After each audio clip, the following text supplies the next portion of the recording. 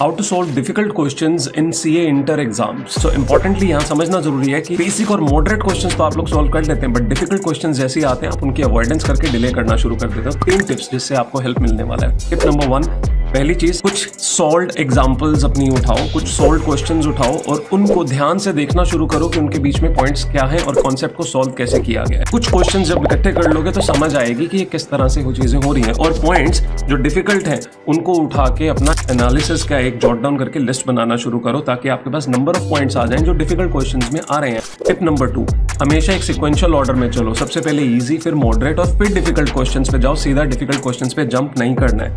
Tip number 3, demotivate नहीं होना है। अगर क्वेश्चन सॉल्व भी नहीं हो रहे हैं तो इट्स ओके, किसी से समझ लो, टीचर से समझ लो, दोस्त से समझ लो और जॉट डाउन करो फिर से इनमें प्रॉब्लम क्या आया था। बार बार प्रैक्टिस करने से वो क्वेश्चंस अपने आप इजी हो जाएंगे and then you will be able to crack them in the exam also. तब कॉन्फिडेंस लेवल बहुत ऊपर चला जाएगा, तो एग्जाम में अगर कहीं और भी इंटरमिक्सिंग हो गई तो मुश्किल नहीं आने वाली।